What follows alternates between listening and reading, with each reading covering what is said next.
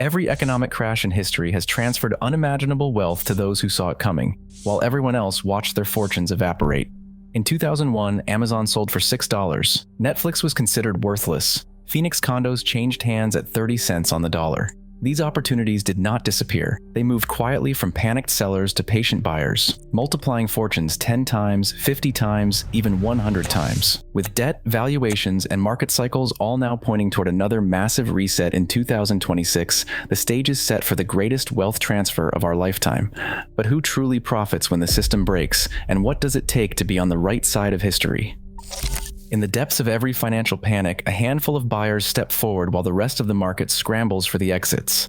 In 2001, as the dot-com bubble collapsed, Amazon stock sank to $6. Most investors wanted nothing to do with it, yet for those who quietly accumulated shares, the outcome was staggering. Over the next 2 decades, Amazon's price multiplied more than 400 times, turning a modest investment into a fortune. A similar pattern played out with Netflix. After the crash, its shares traded for pennies, dismissed as a relic of the DVD era. Early buyers, often anonymous and acting against the crowd, watched their holdings explode in value as streaming reshaped entertainment. This is the nature of opportunity. Real estate tells the same story. In Phoenix, after the 2008 financial crisis, entire condo blocks were auctioned off at 30 cents on the dollar. These were not luxury buyers or household names, just individuals and small partnerships with cash and the nerve to act when others froze. Within 10 years, many of those properties had multiplied in value tenfold, creating new millionaires from what looked like disaster. History rewards decisive action. The numbers are not abstract. In the 2008 crash, the S&P 500 fell by more than half. Apple, Google, and Amazon each lost 60 to 80% of their value from peak to trough. Those who bought at the bottom and held through the recovery saw returns that dwarfed anything available in calmer times. The same pattern held for Phoenix condos. A $50,000 unit purchased in 2010 could be worth $500,000 a decade later. These windfalls did not go to the lucky, they went to the prepared. The buyers who stepped in were not guessing, they were acting on a simple principle. When panic drives prices far below real value, opportunity is greatest.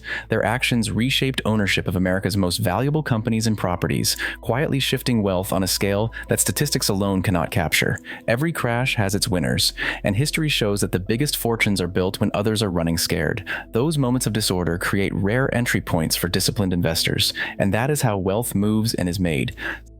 Cycles in the economy do not run on guesswork or superstition. Since the late 1800s, researchers have tracked a repeating rhythm, an 18 to 20-year boom and bust pattern that leaves a clear mark across generations. The sequence is hard to ignore: 1929, 1949, 1970, 2000, 2008. Each date lines up with a sharp reset in stocks, real estate, or both. Now the math points directly to 2026 as the next inflection point. This is not just theory. The signals are flashing from every corner of the market. The Shiller PE ratio, a trusted measure of how expensive stocks are, hovers near its highest levels in history. In 2000, the ratio topped 44 before the dot-com crash. In 2007, it reached 27. As of late 2025, it sits above 35, a zone that has repeatedly preceded deep corrections. Consumer debt tells a similar story. Credit card balances have reached record highs, with Americans holding more than $1 trillion in revolving debt. Delinquency rates are climbing, echoing the stress that built up before the 2008 crisis. Beneath the surface, a wave of corporate debt is due to be refinanced. Many companies locked in cheap loans during the zero-rate years. Now, with interest rates stuck above 3%, those same firms face a wave of loan maturities over the next 2 years. For stronger companies, the pain is manageable. But for weaker, highly leveraged firms, especially in commercial real estate and lower-rated sectors, the risk is existential. Zombie companies kept alive by easy money must now find new financing in a world that is far less forgiving. Government deficits add fuel to the fire as fiscal spending outpaces tax receipts by the widest margin since the aftermath of World War II. None of these pressures exist in isolation. The cycle is psychological as much as mathematical. Euphoria gives way to anxiety, then panic. Prices rise on hope, fall on fear, and bottom out when confidence disappears. The timeline is no longer abstract. All the classic markers, valuation extremes, debt overloads, and refinancing cliffs are clustering around 2026. The reset is not a distant threat, it is a pattern coming due. For those paying attention, the numbers offer a rare warning and a rare opportunity. Warren Buffett's Berkshire Hathaway sits on more than $300 billion in cash, the largest cash pile in the firm's history. This is not a defensive move for safety. It is a calculated reserve, ready for the kind of market dislocation that only comes once or twice in a generation. Over Over the last 2 years, Berkshire's quarterly filings show a steady reduction in new stock purchases and a reluctance to chase high-flying technology. Instead, Buffett's team has trimmed positions and let cash accumulate, waiting for prices to fall to levels that offer outsized returns. Buffett is not alone. Hedge funds like Bridgewater and Apollo have shifted billions into gold and other defensive assets. Gold holdings among major funds have risen steadily since mid-2024, with central bank data confirming a global uptick in reserves. Some of these moves happen quietly, through over-the-counter trades and dark pools, out of sight of the public. But the patterns are clear in aggregate filings, a gradual, patient buildup in assets that hold value during turmoil. Institutional portfolios reveal another pattern: rotation out of overvalued sectors and into what insiders call real assets. Technology stocks, especially the largest AI-driven names, have seen reduced exposure in quarterly reports. Instead, funds are increasing allocations to commodities, energy, and international markets less tied to U.S. economic cycles. In private equity and credit markets, capital call notices show a slow but steady rise in dry powder, uncommitted cash earmarked for distressed opportunities. As of late 2025, estimates put global institutional dry powder at over $600 billion, a war chest waiting for forced sellers. Hedge funds have also expanded their use of put options and tail risk hedges. Regulatory filings detail a sharp rise in deep out-of-the-money index puts and volatility swaps designed to profit from sudden downturns. These positions do not just protect portfolios, they signal that the people with the best data and the most to lose are bracing for a violent repricing. The story is not about panic, but about discipline. Shareholder letters and investment committee notes from 2024 and 2025 stress patience and readiness. The message is consistent: wait for the moment when fear takes over the market, and then deploy capital into quality assets at prices that rarely come around. The smart money is not predicting the exact day of a crash, but preparing for the window when forced selling creates the greatest opportunities. In every cycle, the biggest fortunes are made not during the boom, but in the aftermath, when those who planned ahead can buy what others are desperate to sell. Factories across the United States have reported shrinking output for 4 straight quarters, the longest stretch of contraction since the 2008 recession. Purchasing manager surveys show new orders falling, inventories piling up, and overtime hours slashed. In the Midwest and South, layoffs have started to ripple through auto parts, machinery, and electronics. The Institute for Supply Management's manufacturing index dropped below 47 in October. Any reading under 50 signals contraction. On the consumer side, credit card delinquencies are rising at a pace not seen since the Great Recession. By late 2025, more than 7% of all credit card balances are overdue by 90 days or more. Subprime auto loans show similar stress, with default rates climbing above 9%. Lenders are tightening standards, making it even harder for struggling households to refinance or consolidate debt. Commercial real estate, once a pillar of retirement portfolios and institutional funds, is facing its own distress. Downtown office vacancies in cities like San Francisco and Chicago have soared past 25%. Landlords are missing mortgage payments at the fastest rate since 2010. Data from the Mortgage Bankers Association confirms a surge in delinquency filings, especially for loans tied to aging office towers and underperforming shopping centers. The value of some properties has dropped by 30% or more, trapping owners who borrowed heavily during the boom years. The job market, which appeared resilient through most of 2024, is now showing clear signs of strain. Unemployment, forecasted by major banks and the Congressional Budget Office, is expected to approach 5% by the end of 2026. That figure may sound modest, but it represents millions of lost jobs and a rapid reversal from the tight labor market of just a few years before. Temporary staffing agencies report a sharp pullback in new assignments, and job postings on major sites have fallen by double digits since last spring. At the heart of corporate America, so-called zombie companies, firms that do not generate enough cash to cover their interest payments, are running out of road. These businesses survive for years on ultra-low rates and easy refinancing. Now, with borrowing costs stuck above 3%, many face solvency crises as their debts come due. S&P Global estimates that up to 15% of U.S. public companies are at risk of default if rates stay elevated.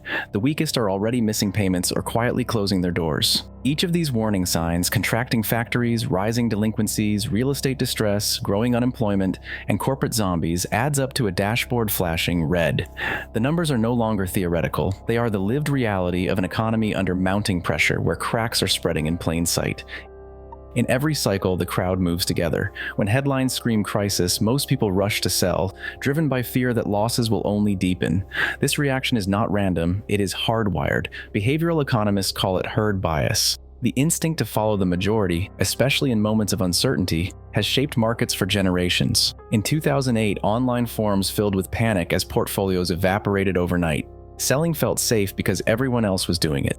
But history shows that the greatest gains go to those who resist the urge to join the stampede. Loss aversion, the pain of losing that is twice as powerful as the pleasure of gaining, pushes people to lock in losses at the worst possible time. The media cycle amplifies every swing. Social feeds, financial news, and viral TikTok videos can turn a dip into a disaster in hours.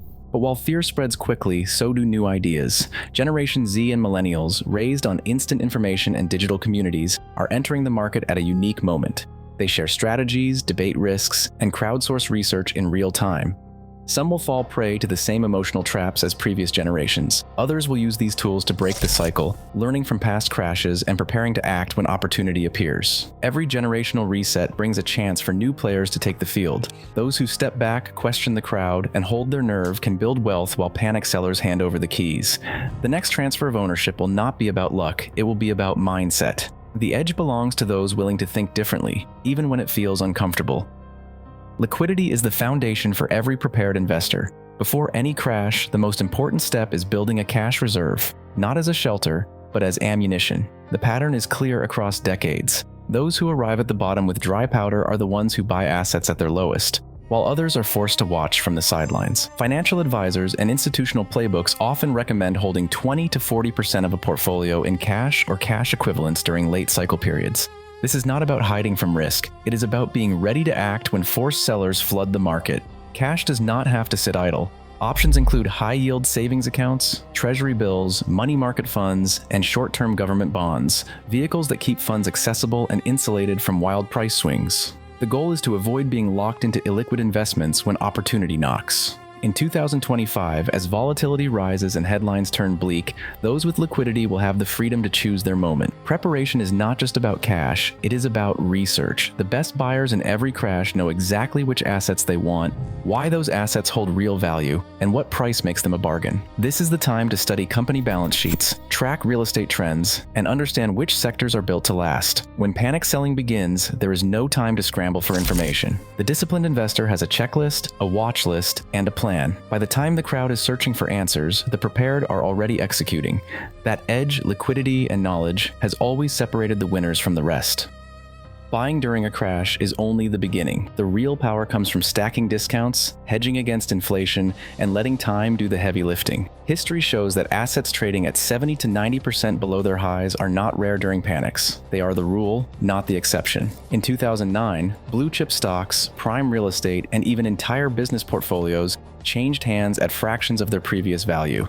For disciplined buyers, these were not just bargains, they were launch pads for compounding returns. Price alone is not the only consideration. Holding hard assets like gold, silver, or productive land has consistently protected purchasing power when inflation erodes the value of cash. As governments print money to stabilize economies, the real winners are those who own assets that cannot be created out of thin air. This is why institutional portfolios often balance discounted equities with a precious metals hedge, especially when central banks are caught between fighting inflation and supporting growth. There is another lever: inflation itself. Investors who use moderate debt to acquire real assets at crash prices often watch as inflation shrinks the real value of that debt over time, while asset values recover and grow. This dynamic, seen after every major crash since the 1970s, quietly multiplies wealth for those who understand it. Global diversification adds a final layer. When one currency stumbles, another may surge. Allocating across strong currency countries and sectors, commodities, energy, and farmland, spreads risk and opens doors to recovery themes that do not move in lockstep. No strategy is risk-free. Every investor must do their own research and consult a qualified advisor before making major decisions. But for those who prepare, buy quality at deep discounts, hedge against inflation, and let compounding work, the aftermath of a crash is not a graveyard, it is a starting line. Right now, $300 billion in cash sits IDL on Berkshire Hathaway's balance sheet, as institutional giants quietly prepare for upheaval. The next transfer of wealth won't wait for headlines. It will reward those who act before fear peaks. In every crisis, opportunity changes hands. Which side of history you land on will be decided long before the panic sets in. What would you do differently this time? Share your thoughts below.